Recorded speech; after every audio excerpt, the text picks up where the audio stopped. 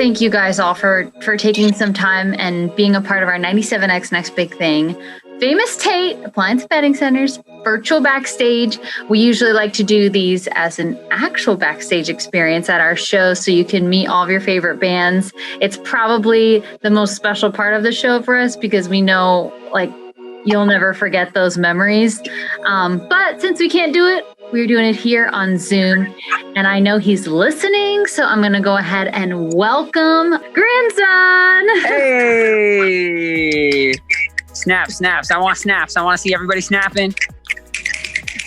What's up? Okay, I can tell which of you. Y'all better mute. Y'all better stay muted for this, though. How is everybody? How you guys doing? It's good to see you.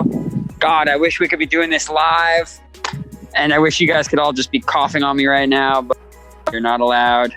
It's a bit of a bummer. But anyways, I am Grandson. I'm doing this from Los Angeles, California. Here's how this is going to go, okay? Since you guys are the winners, we're going to do a special little performance just for us. Then we're going to hang out. I'm going to answer some questions. I want you all to meet my dear friend, No Love for the Middle Child. Hello. He is an alternative musician hailing from Philadelphia, Pennsylvania, I believe. And he's going to be playing guitar with me today. He's also an incredible artist. So you guys are also getting some new music discovery here. You're getting your next big thing fix. And if you're ready, I think I can play you guys a couple songs now. Does that sound good? We're going to give off the camera. Here we go. How do I turn this thing around? Technology, I'm fucking up. Okay, great. Welcome to the backyard quarantine session with my favorite bubble musician. I am Grandson, No Love for the Middle Child. We're gonna sing you guys 3 songs right now. First up is my new single. I hope you guys enjoy it. It's called Dirty. Yeah.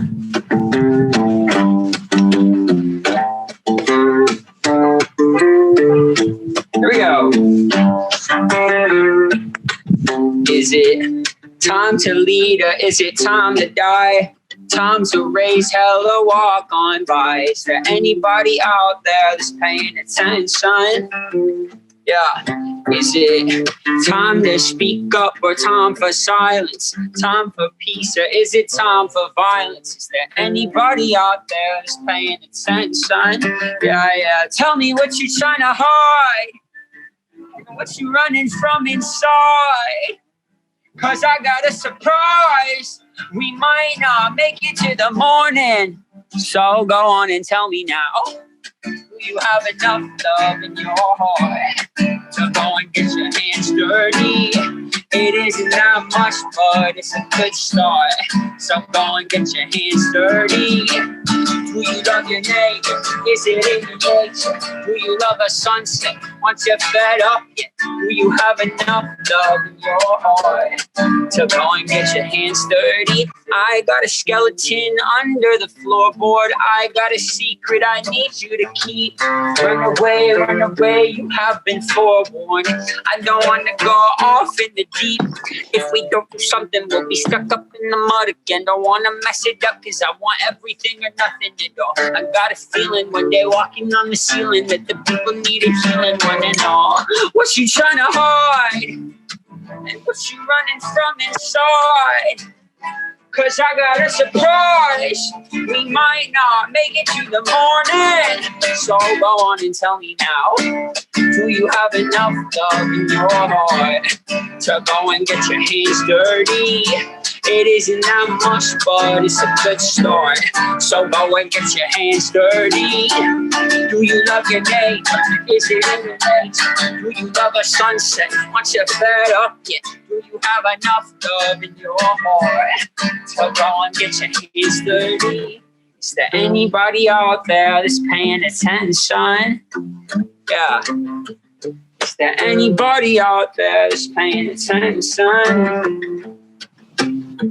Is there anybody out there that's paying attention?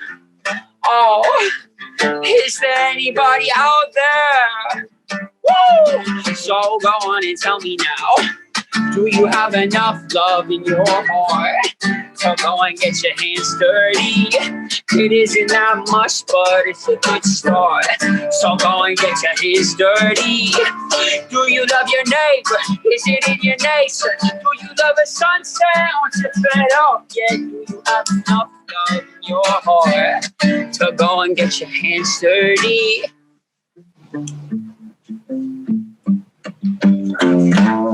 Thank you. Woo! That is Dirty. And it's a song about getting involved, whatever that means in your life, like getting up off the sidelines and getting yourself engaged. But instead of doing it with hate in your heart for the other side, instead of doing it out of fear of what could happen if you don't, get your hands dirty for the love. Do it for the love of your neighbor. Do it for the person who doesn't have a voice, who isn't as lucky as you. So that was what inspired me to write that song. And it was really fun. It's a fun record to sing. It's a fun record to play. And I'm very grateful to the station for playing it and giving y'all a chance to hear it. Can I give you guys some more music? Would you guys like that? I can see you, so I want you to nod. Give me a big fat nod if you're ready for the shit. Great. This is a new song, or I put it out last year actually, and it's kind of a state of the union of sorts, especially with the election coming up, which I'm sure we'll get into later. I hope y'all are registered to vote and have a voting plan if you haven't already. That's besides the point. This is a song about the state of things. It's called Rock Bottom. I hope you enjoy. This one? Let's go. 1, 2. Tell me, how did we get here? And where the fuck do we go now? First I was floating through the atmosphere, but now I'm looking up at rock bottom, bottom, bottom, bottom. 'Cause everybody told me ever since I was young that I should bite my tongue. Couple kids, picket fence, maybe earn a nice income, and it'll get you some peace of mind. Step in line, everything will be just fine. But then I looked up and they must have left me behind.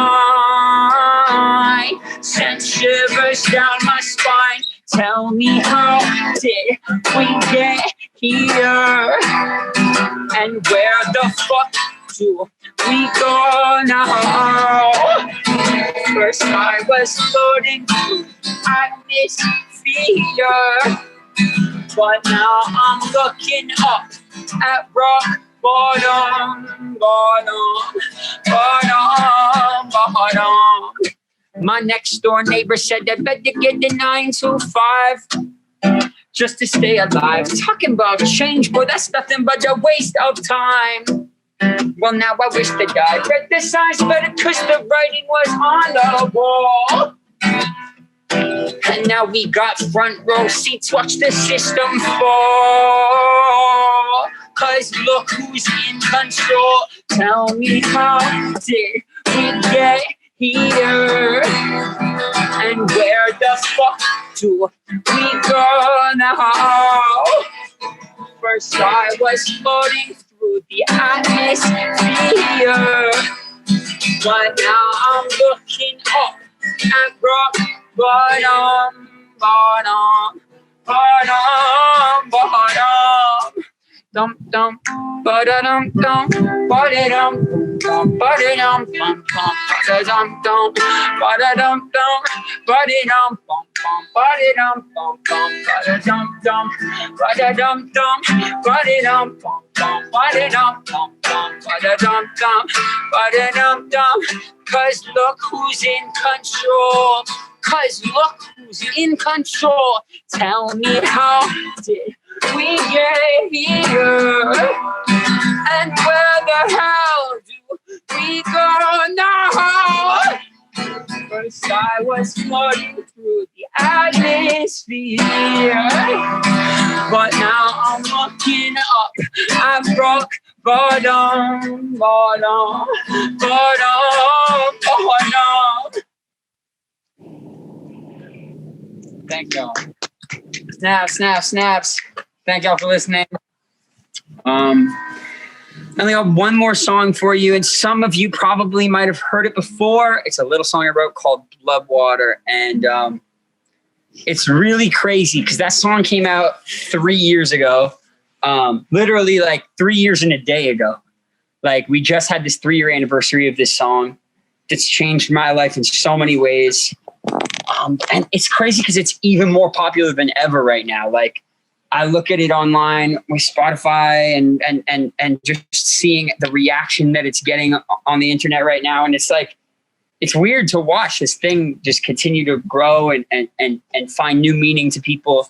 And I think that speaks to the general unrest so many people are feeling right now between coronavirus and the uncertainty around the political landscape. There's so much going on right now. And this song that's dark and that promises a way out, though, seems to be resonating with people now more than ever. So I'm going to play for you guys 2020 pandemic version, Blood Water. Once again, I'm grandson, in case y'all didn't know. It's my friend No Love for the Middle Child. We're gonna play Blood Water now. I hope you enjoy. Ready? 1, 2, 3, 4. We'll never get free. Lamps this slaughter. What you gonna do when there's blood in the water? The price of your greed, your son and your daughter. What you gonna do when there's blood in the water? Look me in my eyes. Tell me everything's not fine. Or the people ain't happy. And the river has run dry. You thought you could go free, but the system is done for. If you listen real closely, there's a knock at your front door. We'll never get free.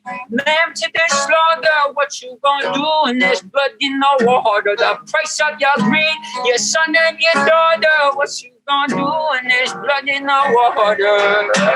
Oh, when there's blood in the water. Oh, blood in the water. Oh, blood in the water.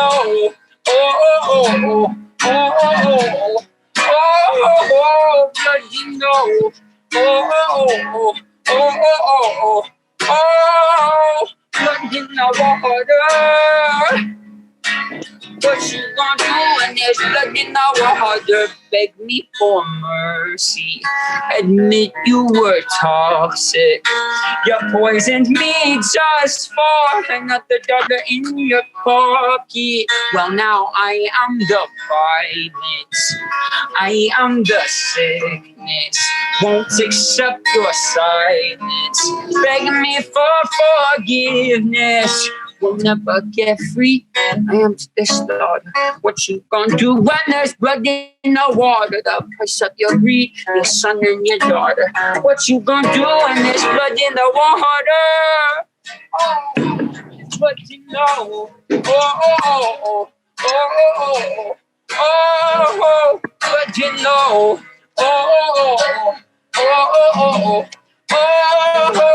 What you know.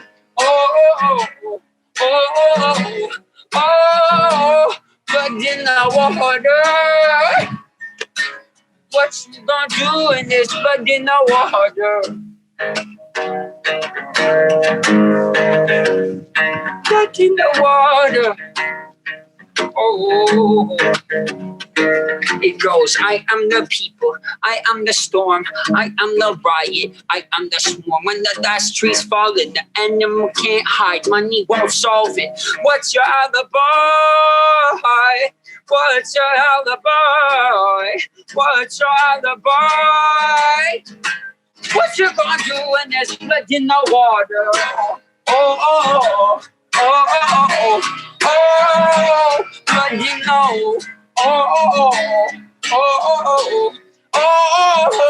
blood you know. Blood in the water. What you gonna do when there's blood in the water? There he is. Thank you guys. Woo! It was awesome. Technology. I know. Thank you so much again. Hold on. I see y'all. Y'all chilling. You guys having a good time sitting in your desks, your respective workplace, office, kitchens, whatever we're doing right now. Good. Thank you so much. Yeah, I think what I'll do, I'm just going to roll through kind of square by square and let everybody ask a question. So let's get it rolling with... It's like the Brady Bunch in here. Let's do this thing. Miss Caitlin, I think you're to my right. Hi. Caitlin. What's up? How's it going? Oh, it's going. It's certainly going. You got the sheet music laid out and you got the bar in the background. That's all you need. Yeah. Music teacher right here. Yep. There you go. So I had a question. I was wondering what you did for music in your middle and high school life. Oh my gosh. First off, you just said that you're a music teacher, and I just want to thank you on behalf of Planet Earth, because we need more people that are in teaching that are cool and forward thinking. So thank you for that. My middle school and high school time within music, I actually, so funny story. I'm from, I was born in New Jersey, but I grew up in Toronto, Canada. And there's this culture where I come from in this little Toronto Jewish enclave. What everybody does is they go away to summer camp. It's a sleepover camp. As early as like 10 years old, your parents leave you out there for 6-7 weeks, overnight summer camp. And it was out there that I got my first introduction to music education. That's where I started playing a guitar a bit. When I came back from camp one year, I was like, I need a guitar. I need to start learning. And so I took some lessons, but I never really picked up. I could never read sheet music, and I never really understood music theory. It was always a vehicle with which to tell stories for me. It was like, how do I learn the chords so that I can do the song right, so I can sing, and so I can and do my favorite songs. And it was actually when I went to high school where I just started smoking weed. And sorry, there might be some kids in the chat, but it's where I just like really fell in love with hip hop. And hip hop really, there was something about the type of lyricism, the type of characters that came out that I was obsessed with. So it was a very informal education, but I did at one point have a music teacher who we were learning music production. It was a public school, but there was actually some like laptops to mess around and make beats on. So I was making very, very bad GarageBand loops back in the day, and just anything I could get my hands on. And then when I was in university, I went to post-secondary education in Montreal, Canada, and I joined an a cappella group. It was like very Glee, but it was cool. It was like R&B version. There was like Lauryn Hill and the Fugees and Alicia Keys. Like it wasn't too choir. It felt kind of cool. And yeah, it was still a little lame for sure, but I learned so much there about singing in a group, about harmony. And so that was really, I learned a lot from that.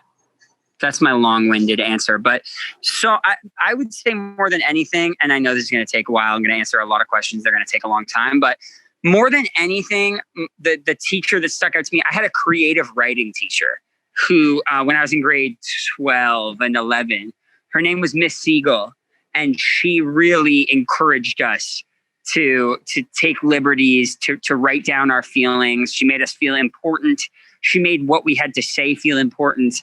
And to this day, whenever I'm in Toronto, I try to make time to go to her class and catch up with her. So education is so important at that age, especially, and just having somebody tell you that what you have to say matters can change a kid's life for sure. But that was my experience. Good question.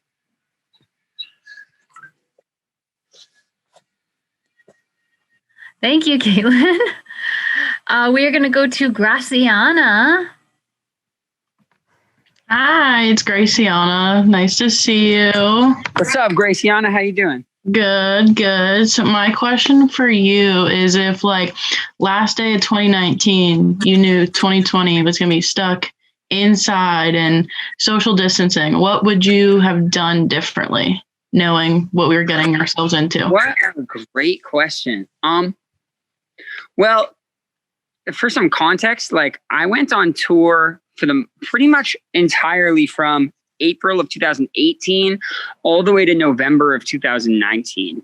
So I was on the road, living out of a carry-on suitcase, sleeping on a bus, for the better part of a year and a half.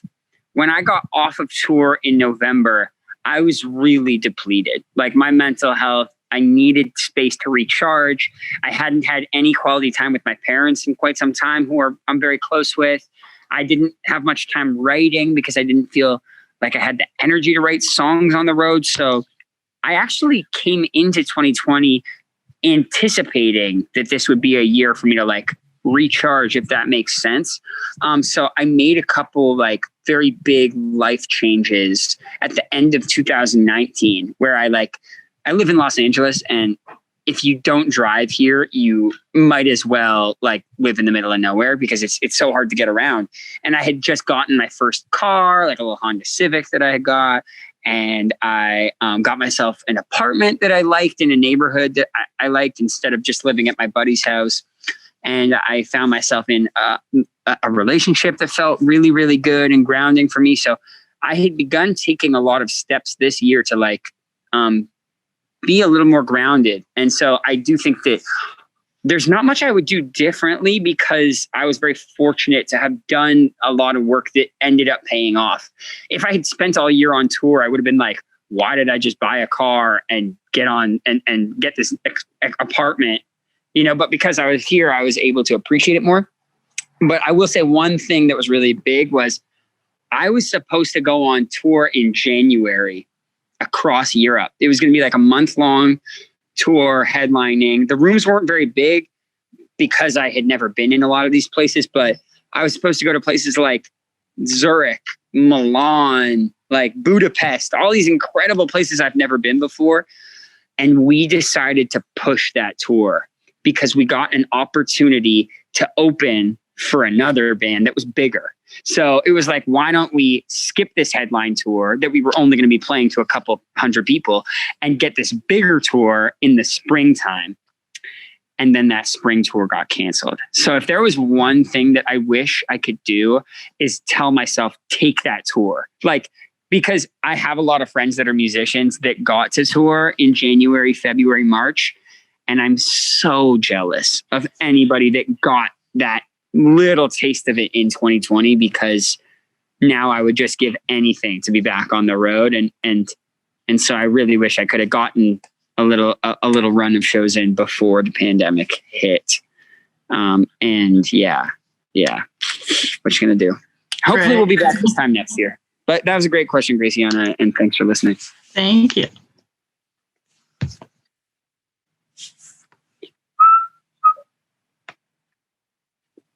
Who else we got next? Sam, Who else you got the mute? Muted, Sam. Mute off, Sam. We're all struggling with How many technology. times am I going to do that today? All right. I was going to take it to Brian Kelly, who I know your son is a huge fan and you wanted to join today. You work with us, but if you had a question for grandson. What's up, Brian? Hey, man. How are you? You remember Coop? That's right. Good to see you, little dude. How you doing? Good. So we had You two got questions. braces? Give it. How long you had the braces on for? 2 years. I had mine on for 3 years, buddy. You still got a little ways to go before you can catch up to me. For 4. Oh, I had a headgear that they had to crank with a wrench. I'm not kidding. After dinner, my mom would come crank my little retainer thing, spacer, underbite, crossbite. I had all of it. I needed, but now I got a pearly white smile. So keep going, keep fighting the good fight. So we had two quick questions for you. First was, besides tour, which would be the obvious answer, what's something that is different now that you miss from our lives before COVID? That's a good question. I have an obvious political answer, which is like, it's hard to put out. Music is so personal in so many ways. Like, I love seeing other people that tell me, hey, I'm going through what you're going through. This music means so much to me. And just these little, like even these Zoom meet and greets, even going on Instagram Live, I really do miss feeling like the music is resonating with people. I've become even more dependent on my phone, which I already have had an up and down relationship with. There are times where overly dependent on my phone, even when I'm not in COVID. So now it's been like even more so. But I miss going to music festivals. Like, I think people underestimate how much your favorite musicians are fans of music. Like, when I remember coming to the next big thing and like just being side stage at the big, the big amphitheater space and the scale of the rooms. I miss going to shows. And my sisters, I have 2 older sisters, and nobody can dance like my sisters. Like, they will go so hard at a music festival.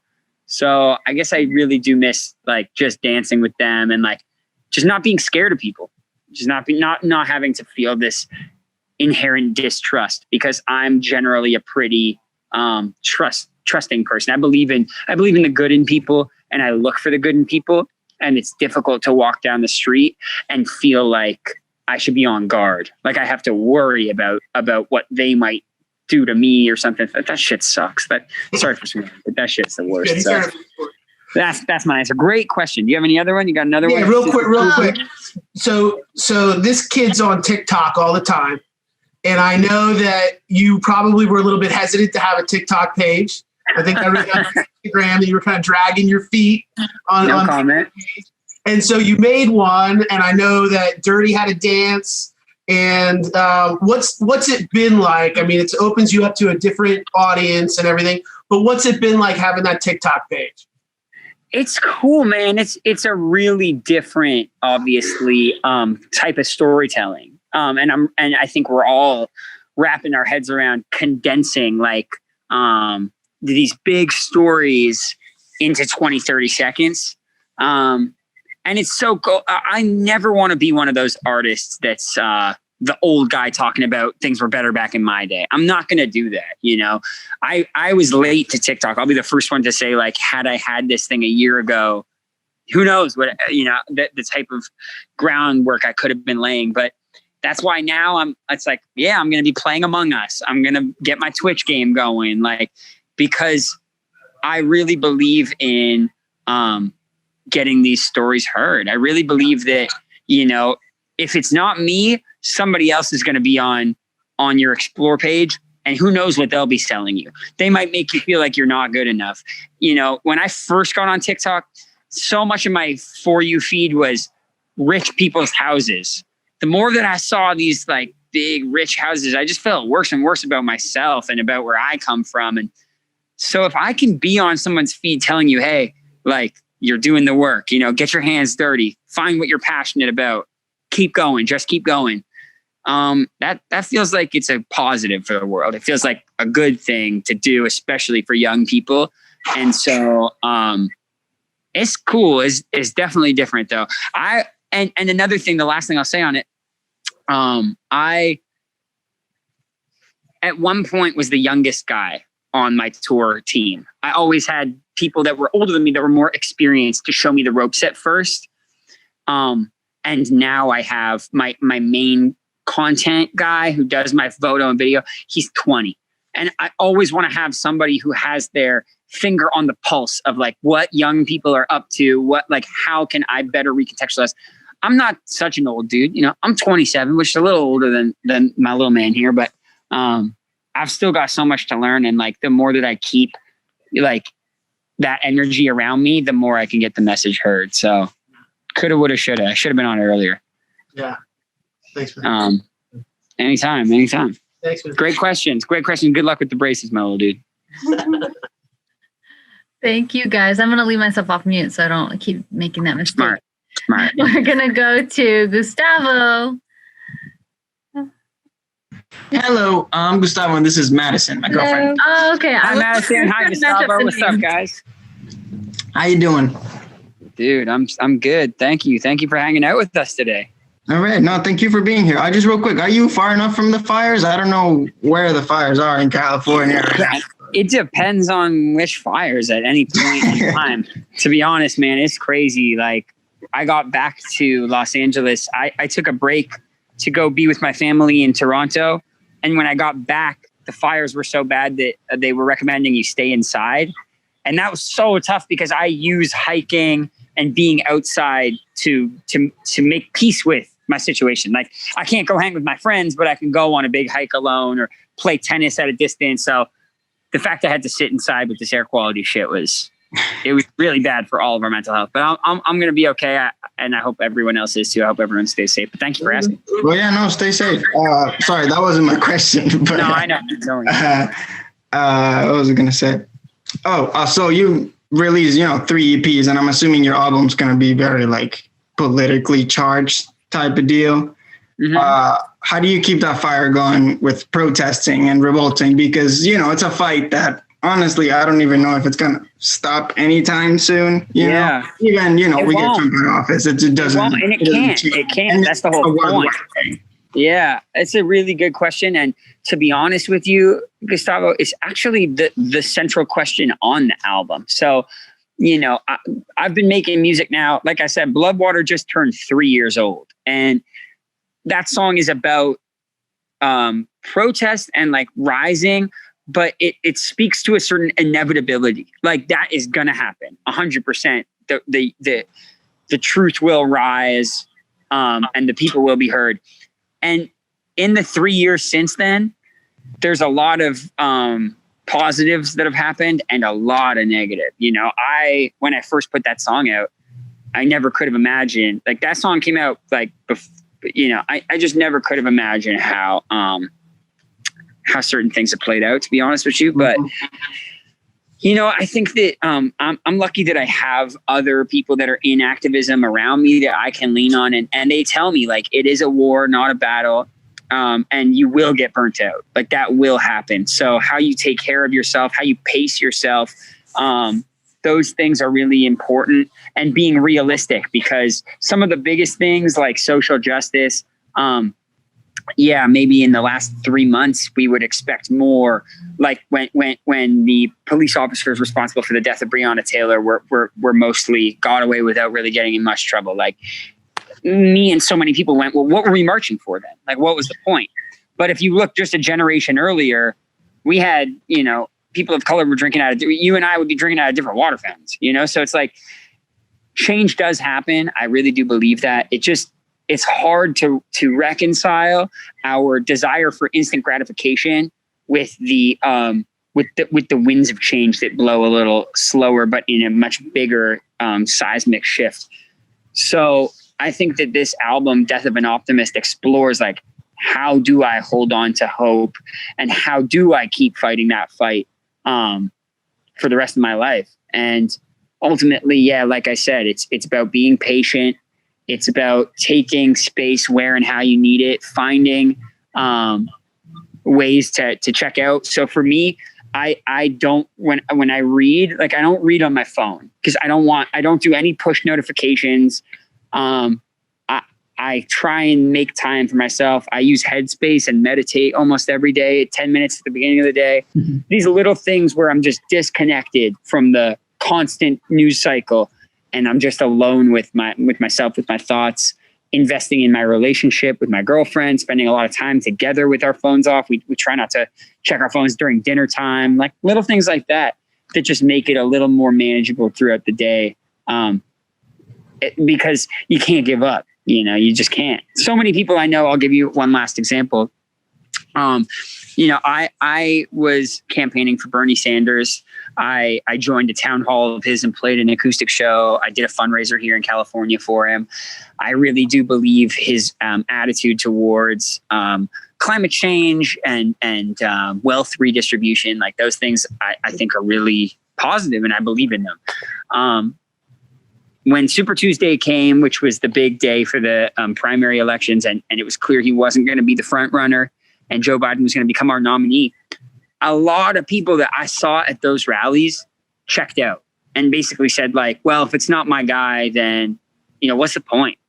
And it was like, that is so short-sighted, because politics and justice, it's like public transit.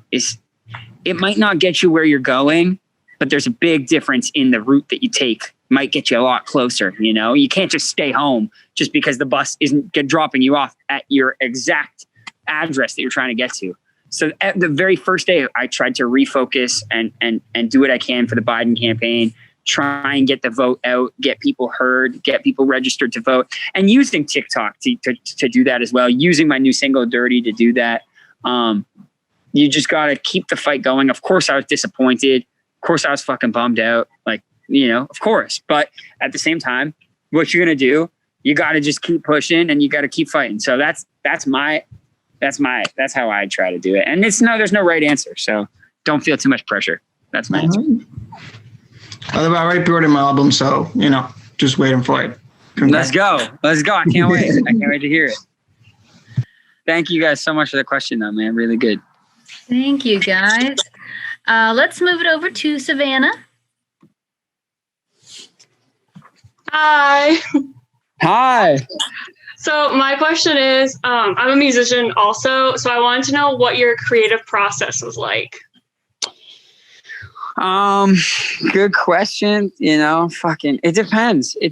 Like, I go through a lot of different phases creatively. Number one, I don't ascribe to the, I do try and like always be, consuming in things that will inspire music. So I'm always trying to like listen to good music.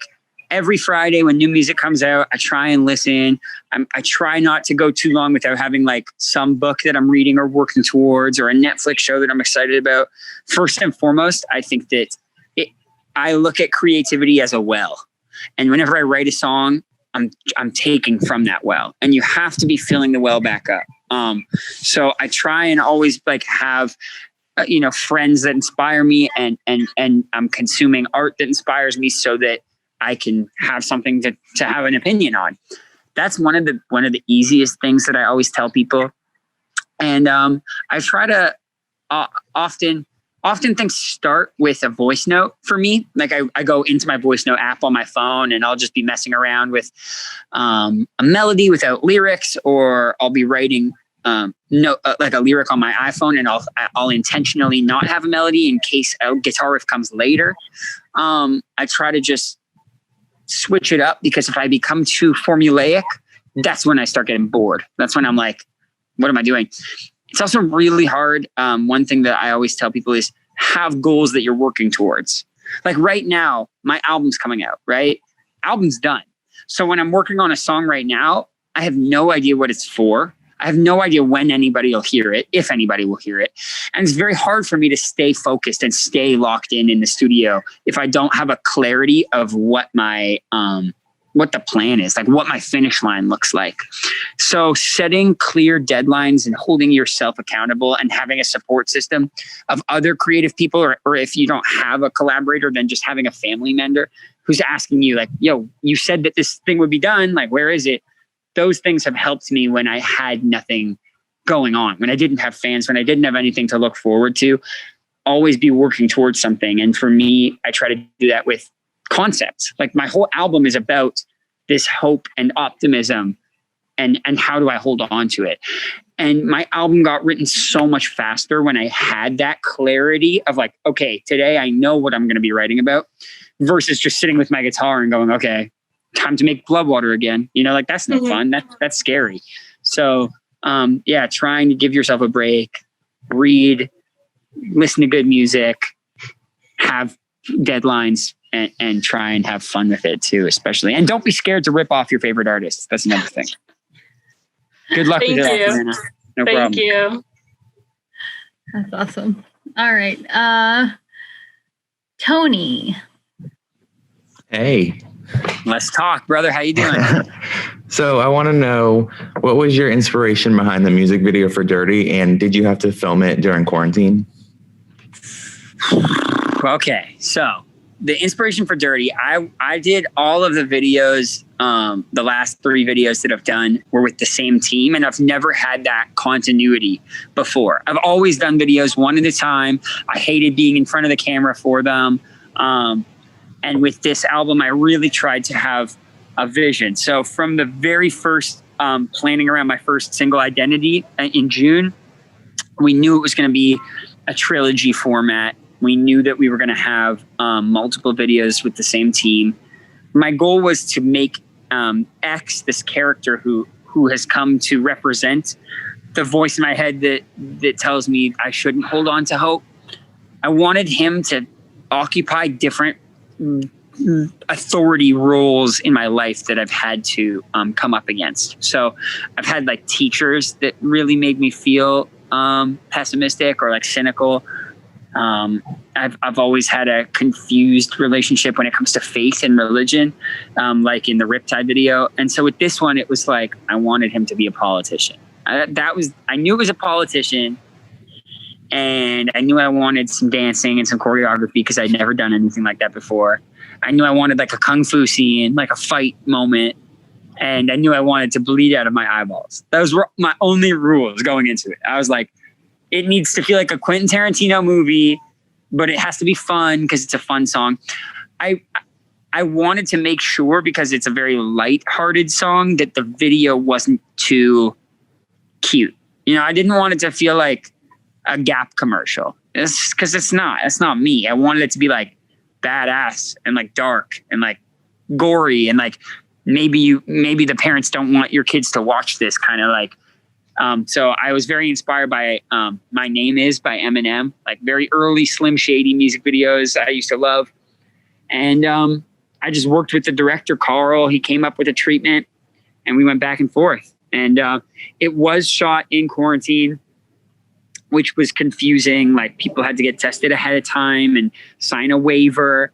And it was all done in one day in one location. We went to this huge warehouse and they built like the nurse's office, the cubicle office setting. All of that was just all put right next to each other. And I would finish one scene and then just go walk into this other room and shoot this next scene and walk in. So all in all, it was like a 12, 13 hour day. I was thrown around, bleeding out of every hole, exhausted, drained. And it was like so fun. So yeah, I'm glad that everyone seems to be vibing with it. And because of doing the X character and doing a bit more acting in the music videos, I've actually started getting some scripts sent my way to like start working as an actor, which has been like very, very new for me and exciting. So I just like read for a new Nickelodeon show and shit. So I'm down for whatever, you know. I'm always very game, whether it's having strangers shave my head or dancing.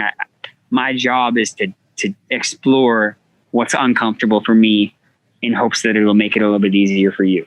And with Dirty, I got to really do that. So I hope you enjoyed it. Yeah, it was good. Thanks. No problem.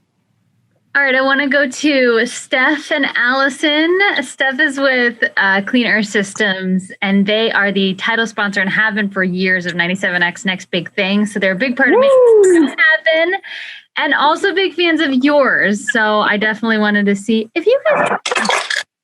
Let's chat. Hold on, I'm trying to fill up my water. Hold on. Okay, let's talk. How we doing? I think they're still muted. I think you guys are muted. You're muted. Hi, sorry, we were muted. Steph and Allie. What up, brother? What's going on, Steph? What's going on, Allie? How you guys doing? Good to see ya. That's right. Great to see you guys. I wish we could be doing this in person backstage. Yeah, no doubt, right? Hey, I have a 107-part question for you. Okay.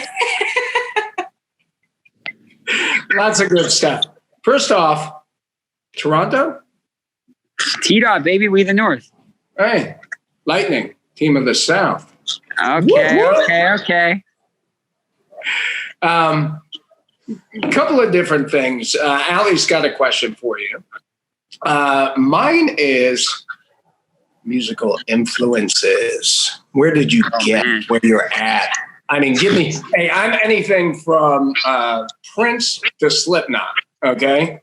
Wow. Everything in between. But that's the beauty of alternative music, right? Like you can listen to, 97X and listen to 5 songs they're playing and hear 5 different, bands that it makes you think of and stuff. So it's definitely a Wild West out here influence wise. But for me, obviously Rage Against the Machine, Audio Slave, Bill Withers, Led Zeppelin, Beatles, Nirvana, Eminem, J. Cole, Mac Miller, Skrillex, Disclosure,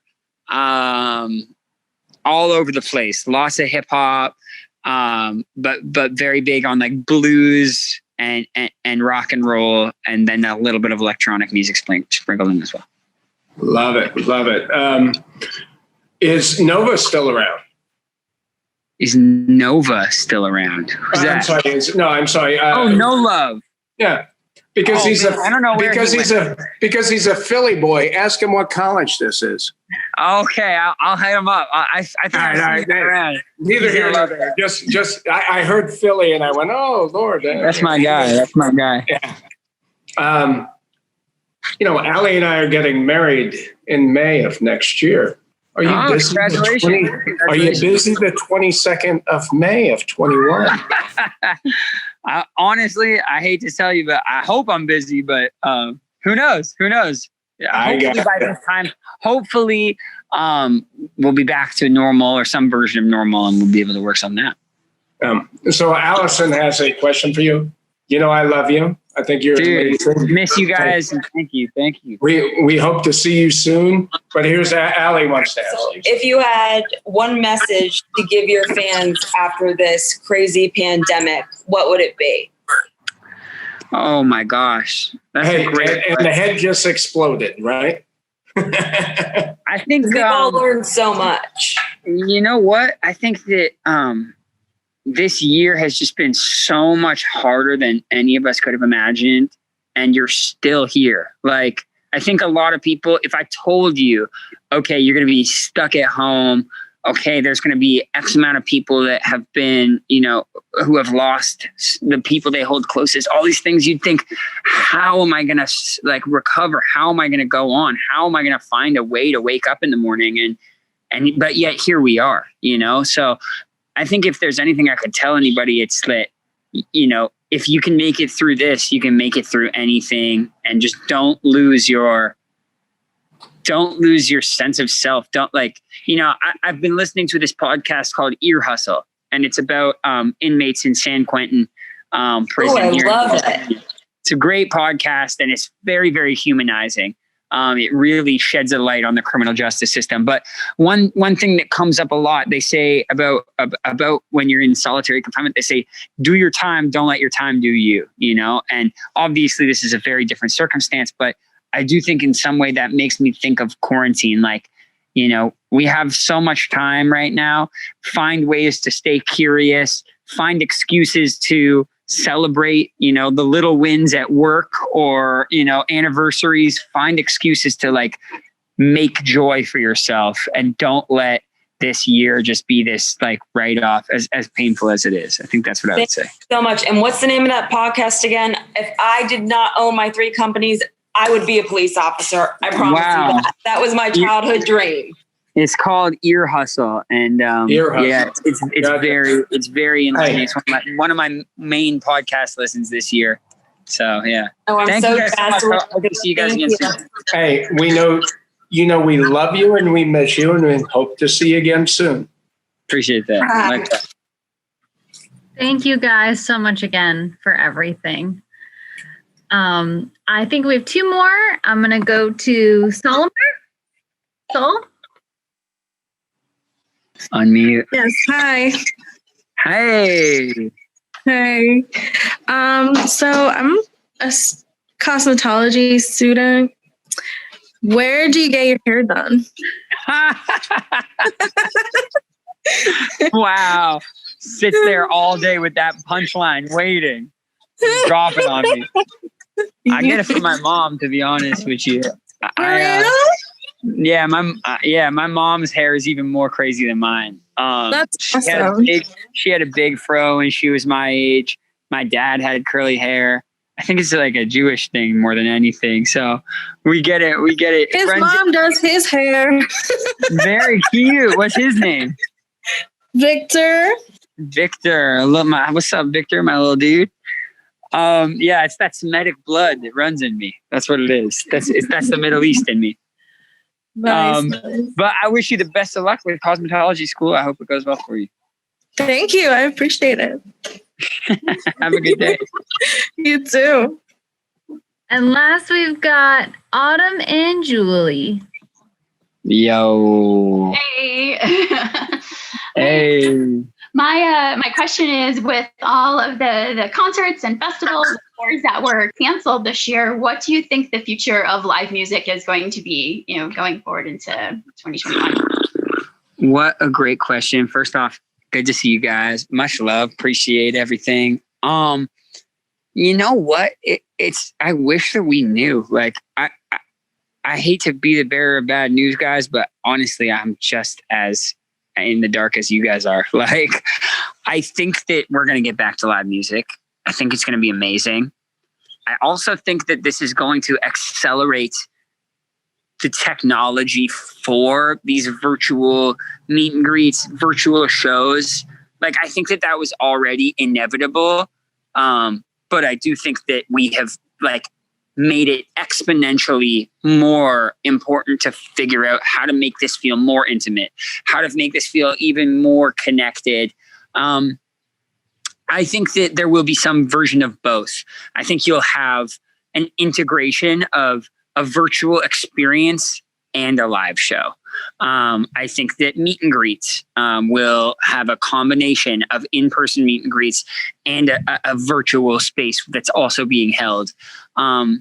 Because the opportunity cost, like for me to be able to do a show for 1,000 people, all of the time and energy and the expenses necessary to pull that off, if you can do that, but also have another 1 million people, watching, I think that it's going to be interesting. I hope that the testing is accelerated and we can know with some certainty ahead of time that you are, virus free, so to speak, so that we can get people back together safely. And I hope that we fucking figure it out soon, because I miss this shit so much. And some of my favorite shows ever have been in Florida. So I hope I get to come back and that's a good question. It's a good question. I think we can all wonder, but no one really knows. I just hope that this pandemic is over soon so that we can get back to some version of normal and then figure out what parts of this time will we be taking with us. Great question, though, Anna. All right. Well, I think that's it, right? That's it. Thank you guys again for being in our 97X Next Big Thing Famous Tate virtual backstage. I hope you're enjoying all the old pictures and videos we've been putting up. We're doing kind of like a, all fall long, I guess you could say, leading up to what would have been our show. We're kind of reliving the past years. So I hope you're enjoying all of that. And thanks again, Clean Air Systems. You guys are such a great partner in making that show happen every year. Thank you guys so much. I hope that you have a great day. And I just want to plug again that we are 1 week away from the election, and you guys have some of the most important voices, like due to the electoral college system. Due to the electoral college system, you guys have the power, and I hope that you are exercising your democratic right to vote responsibly, have a plan in place, get the vote out, make your voice heard. Thank you guys so much for listening and asking me great questions, and I hope to talk real soon.